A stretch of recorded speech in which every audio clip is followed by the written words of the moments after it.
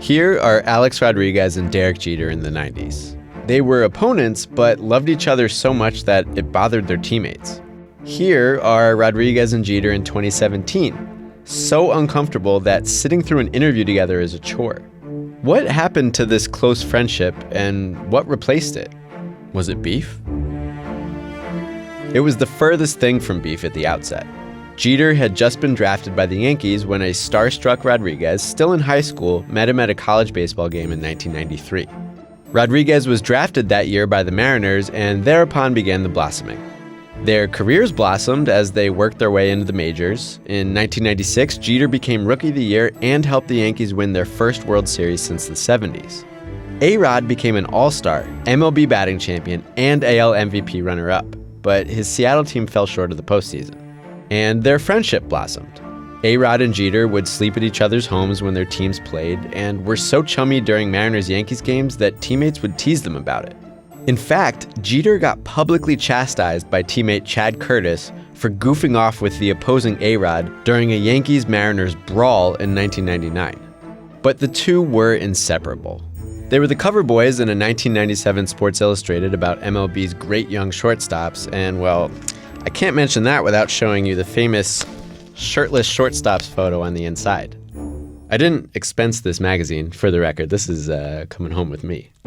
So things were going great, but an interesting dynamic was forming, a familiar one in the beef history universe. A-Rod was better at baseball. He managed to stand out even in lineups featuring monsters like Ken Griffey Jr., Jay Buhner, and Edgar Martinez. But the Mariners lacked pitching outside of Randy Johnson and never went far, and A-Rod's national popularity perhaps lagged behind his individual excellence. Jeter was much more famous. He was young and good-looking in New York, which got him more attention from fans and press and Mariah Carey. Jeter's numbers were quite good in their own right, and he was part of a historically dominant Yankees team that won the World Series again in 1998, and then in 1999 and 2000 as well. They made that last World Series by defeating A-Rod's Mariners in the ALCS. And they were definitely A-Rod's Mariners at that point, having traded both Johnson and Griffey in the years prior. A-Rod was unbelievable in that series, and Jeter wasn't much worse. The Yankees won, and Jeets went on to be World Series MVP.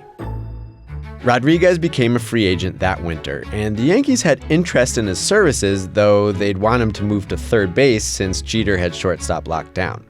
A-Rod said nah, he'd rather beat the Yankees than be a Yankee. They've already won enough.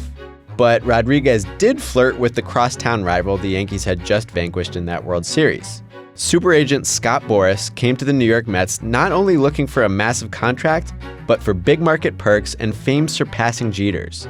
A-Rod wanted his own office and marketing team, billboards galore, access to a private jet, and so forth. The Mets said, nah man, never mind.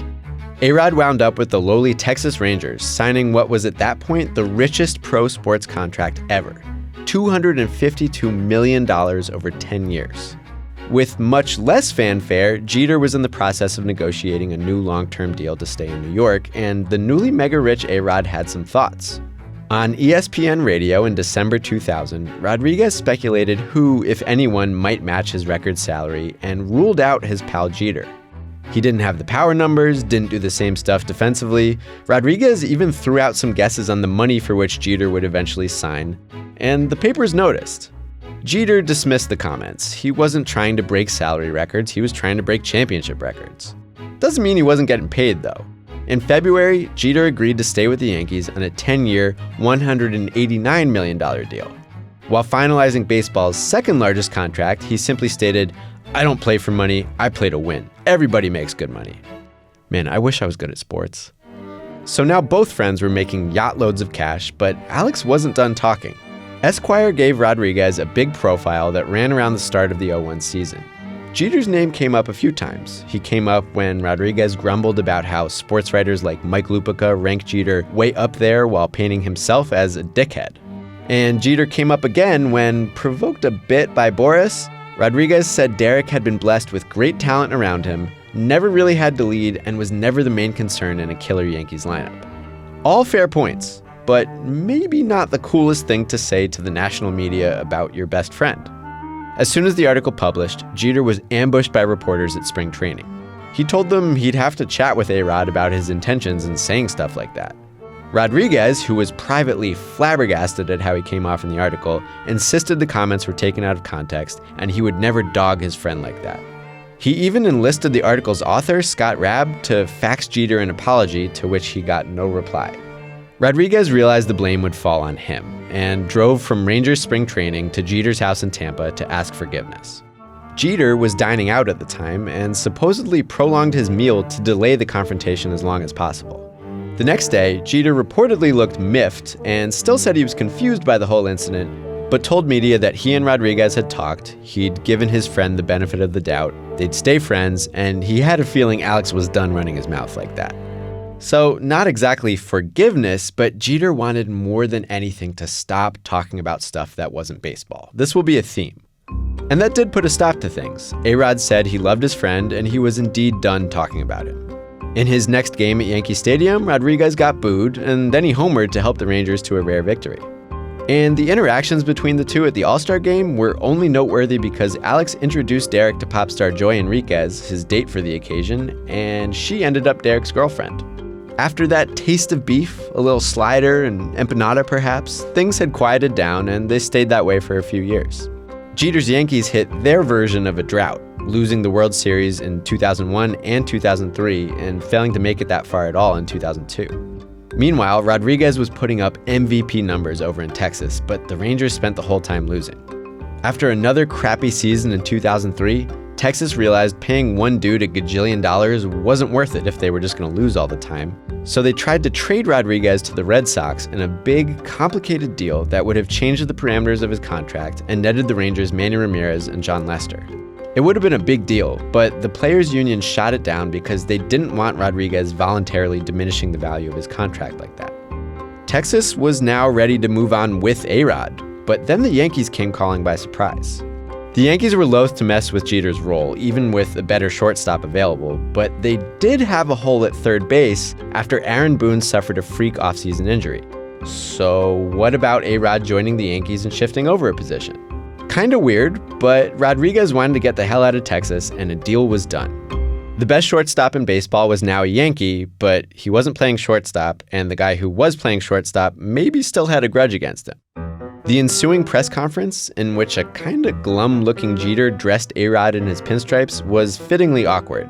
But the two of them were saying the right things, and Rodriguez took his move to third base in stride. Both players knew their relationship would be under scrutiny. Jeter claimed the worst thing that could happen for the local media would be for him and Rodriguez to get along. Rodriguez joked that paparazzi would have to see them holding hands and going to a movie to declare any beef dead.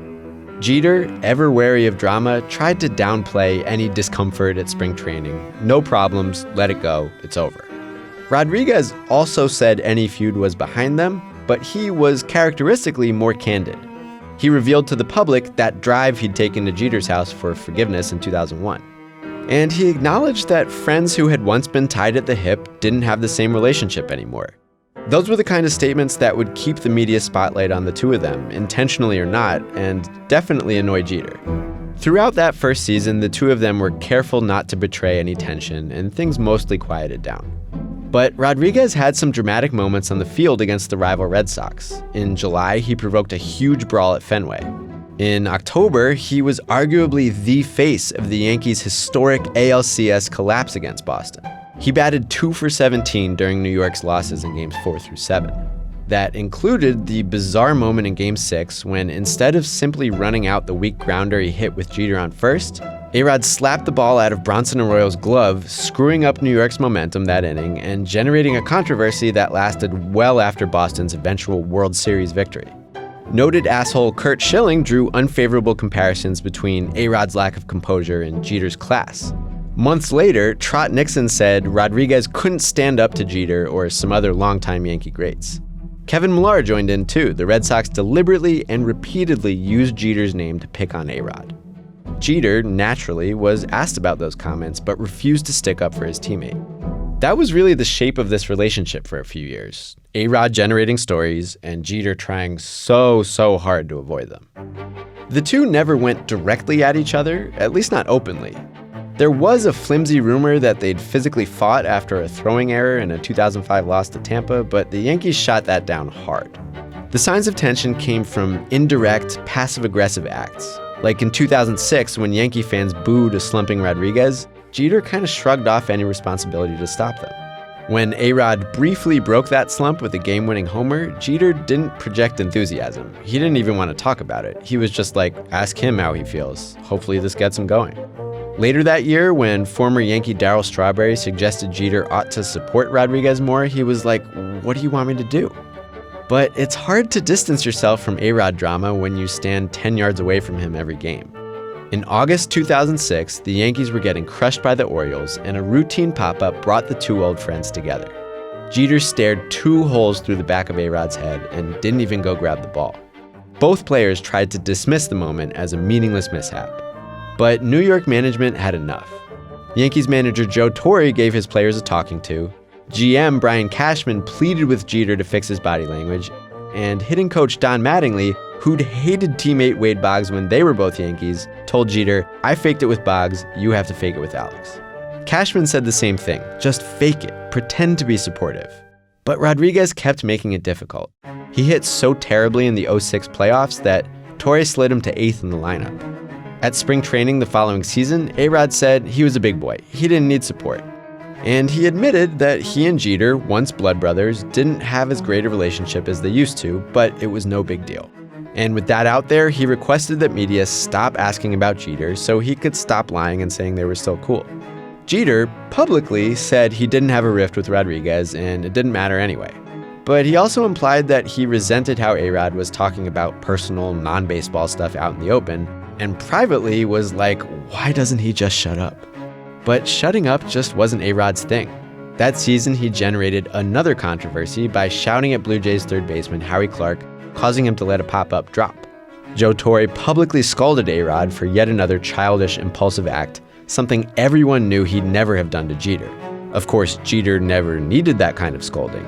He was the homegrown, attention-dodging, man-of-the-people class act with a fistful of rings, not the dramatic, me-first carpetbagger who'd brought no further glory to a city accustomed to it. A-Rod also won his second MVP as a Yankee that season, but Torre left that offseason, and after a typically rocky public negotiation, A-Rod re-upped with another gigantic Yankees contract. In 2008, the Yankees missed the playoffs for the first time in Jeter's career. And in 2009, things got worse. Writing for Sports Illustrated, Selena Roberts reported that Rodriguez had tested positive for steroids years prior. A-Rod admitted the fact in a press conference attended by his distraught-looking teammates. Jeter professed support for his teammate. As teammates, we're going to help him out. Realize it's going to be difficult. Our job is to try to support him as he tries to get back on the field. But said he'd cheated himself and lamented that another individual mistake would reflect poorly on the league's many non-using players. I can't emphasize it enough.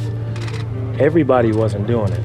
It was yet another episode of Jeter feeling like he had to answer for controversy generated by his former best friend. And then A-Rod got hurt, missing the first month of the 2009 season recovering from hip surgery. He had relationship controversies swirling, a steroid scandal, and now an injury to recover from. This was his low point. And it might have been the best possible thing for his working partnership with Jeter.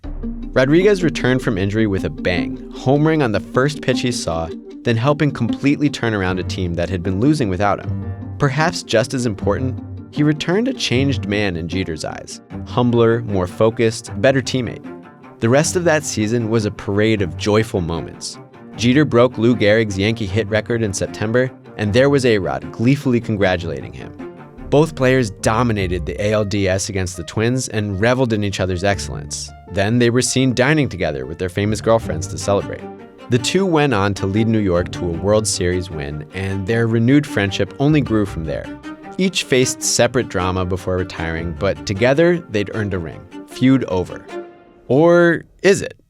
In 2011, Ian O'Connor released The Captain, a biography of Jeter that details many of the stories I just told you and so much more about Jeter's private animosity for his one-time best friend.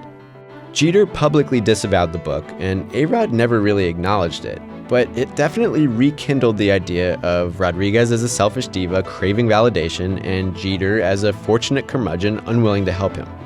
And the post-book years have seemed icy. New York Magazine profiled Jeter in 2014, and when prompted to talk about A-Rod, Jeter shut down that whole line of questioning. When A-Rod finally retired in 2016, Jeter reached out and didn't hear back promptly from Rodriguez, who said his inbox was full. And then there's this.